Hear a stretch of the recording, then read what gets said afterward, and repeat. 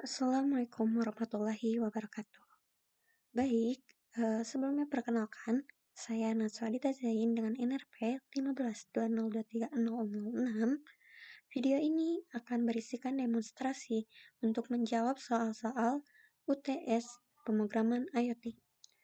Soal yang pertama yang akan didemonstrasikan yaitu soal 1B, di mana di soal ini diminta untuk membuat sebuah kode program untuk sensor dan aktuator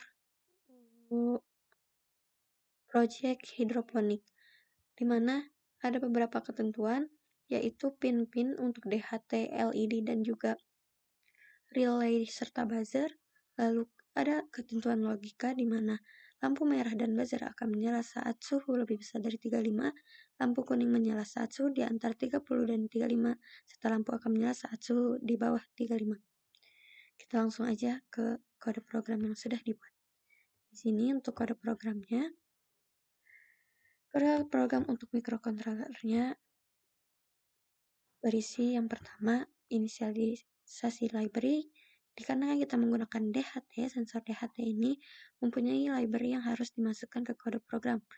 Di sini kita include dht.h, lalu kita perlu inisialisasi pin-pin yang digunakan sesuai dengan soal, seperti berikut. Lalu kita inisialisasi tipe di DHT yang kita gunakan, dan kita inisialisasi DHT-nya dengan pin DHT-nya dan tipe DHT-nya. Setelah itu di sini saya membuat definisi terlebih dahulu untuk batas tinggi, di mana sesuai soal batas tinggi itu nanti akan lebih dari 35 dan nanti ada 30, jadi di antara 30 itu bakal warna kuning dan di bawah 30 itu bakal warna hijau.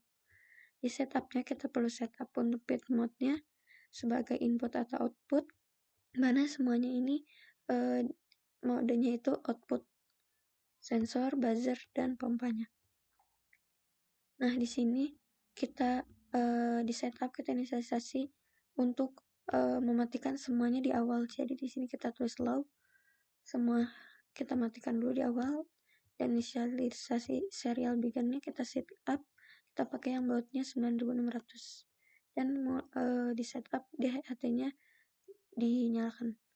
Lalu di sini ada tambahan fungsi, kita membuat fungsi matikan semua yang isinya tuh untuk menginisiasi semua LED dan juga buzzer agar mati terlebih dahulu low.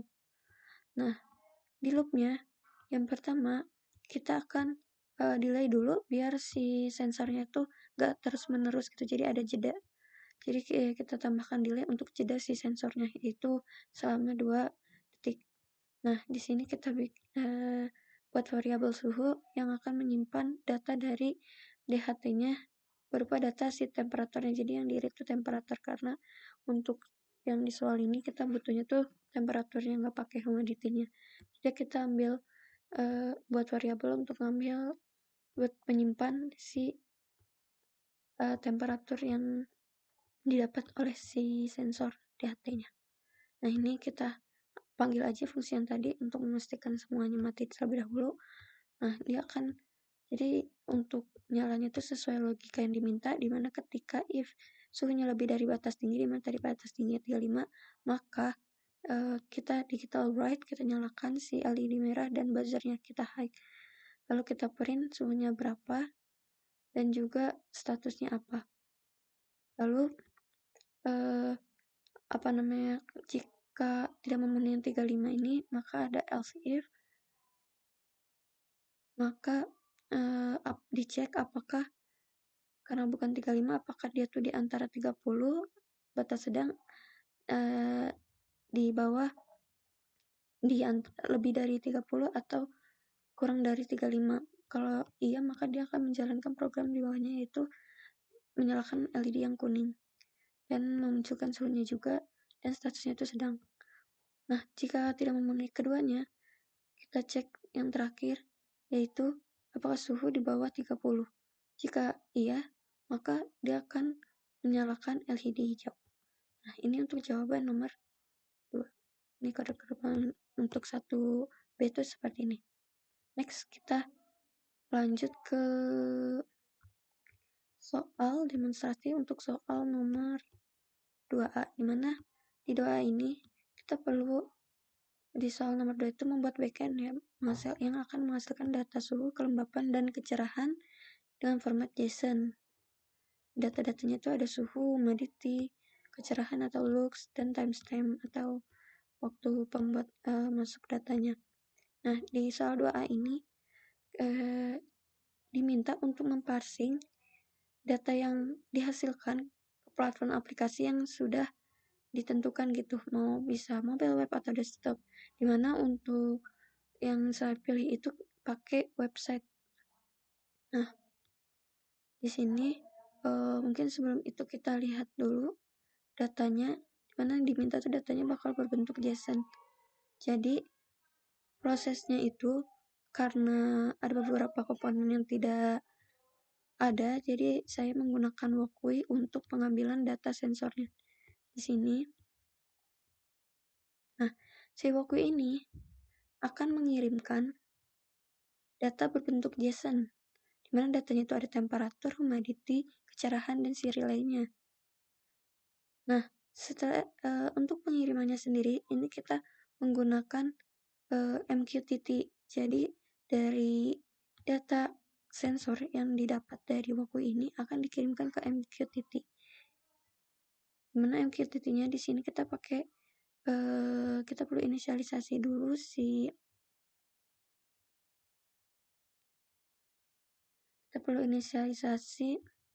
MQTT server yang digunakan harus sama dengan MQTT server yang mau kita kirimkan, dan juga tentu saja topiknya juga harus sama. Nah, di sini topiknya kan kita masukkan ke topik sensor data NASWA. Jadi kita bikin di MQTT box-nya, nanti dia akan mengirim ke publish ke sensor data NASWA ini. Nah, di sini udah ada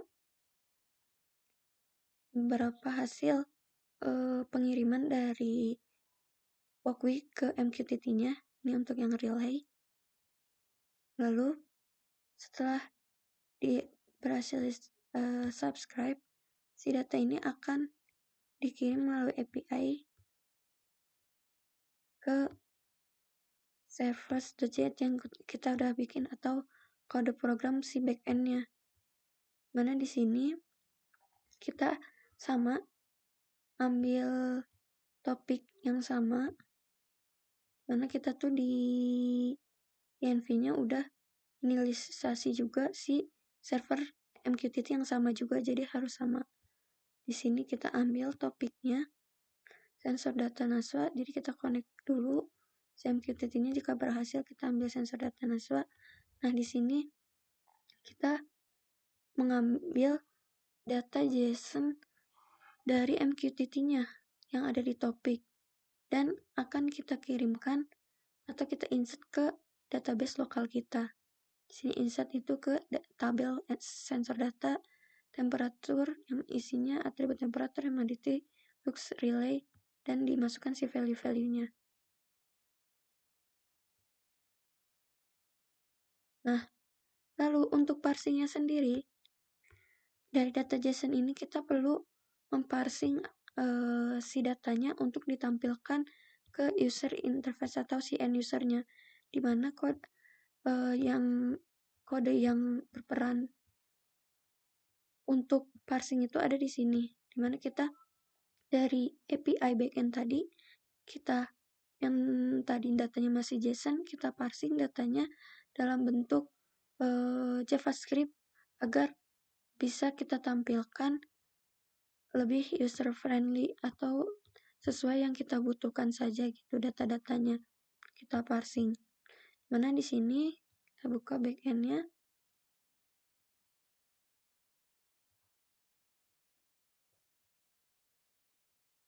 Nah, di sini data yang tadi masuk itu akan di-save ke data lokal kita.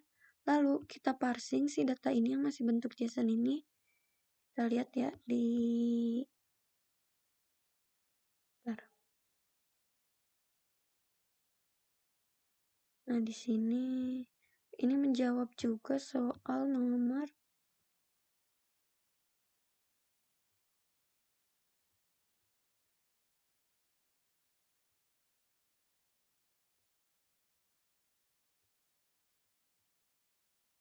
Nah, sini kan diminta juga untuk ditampilkan gitu, di browsernya seperti apa, di JSON-nya seperti apa gitu biar kelihatan bentuk JSON-nya.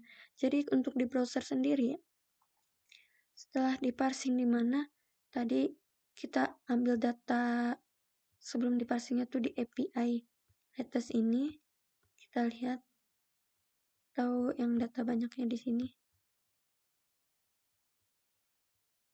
Kita coba aja ambil datanya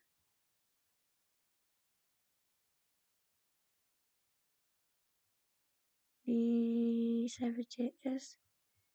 Kita coba masuk ke API all ya. Kita cek di browser tuh.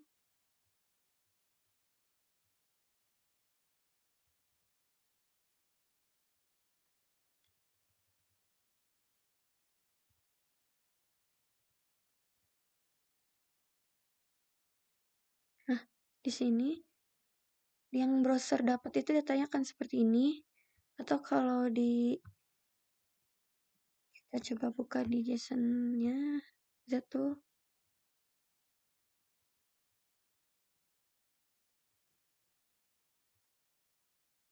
Kita format JSON biar, nah seperti ini ya, data yang didapatkan oleh si browser gitu. Nah, kita tuh perlu parsing si datanya sesuai yang kita butuhkan gitu. Dimana kita tuh nggak butuh ID, kita seperti butuh mungkin kita bakal nampilin temperaturnya aja, humidity-nya aja, atau relay-nya aja gitu. Kita parsing-parsing agar lebih mudah dibaca oleh user atau user friendly. Nah, mungkin sebentar lihat ini dulu biar sesuai. Berarti di sini kita sudah berhasil melihat mengakses di browser untuk data backend-nya.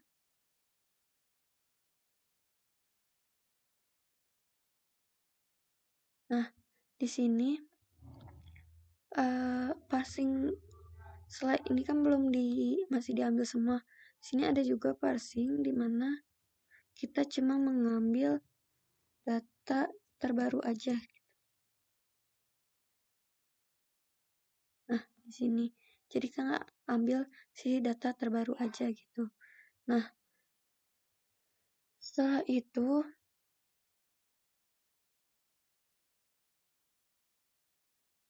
nah itu yang didapat aplikasinya tuh kan seperti itu. Nah, di user interface-nya itu terlihat ketika kita buat UI-nya. Nah, di sini seperti yang tadi dibilang, dia kan si fungsi fetch ini dia tuh kunci dari parsing.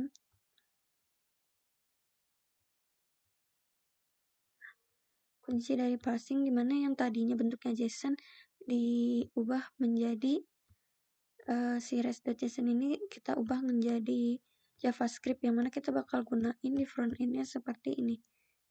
Nantinya jika misal kita mau ambil data temperatur aja, kita bisa pakai nih. Misalkan kita ambil create add-nya aja. Jadi kita ambil data, terus kita ambil create add-nya aja. Nah, ini temperatur seperti ini juga, dan humidity seperti ini juga. Ini parsing untuk nampilin data-data hasil parsingnya ke UI gitu. Dan bisa lihat hasil UI-nya. Kita lihat di sini. Nah, jadi seperti ini gitu. Kan tadinya datanya ada sebanyak ini. Nah, kita parsing untuk kita masukkan masing-masing itu di temperatur, humidity, lalu si light intensity atau lux-nya seperti ini. Nah, untuk relay-nya di sini kita juga bisa mengatur relay-nya lewat front end, di mana kita bisa klik turn on, lalu nanti dia akan mengirim ke MQTT, nilainya di sini 1, lalu dari MQTT akan dikirimkan ke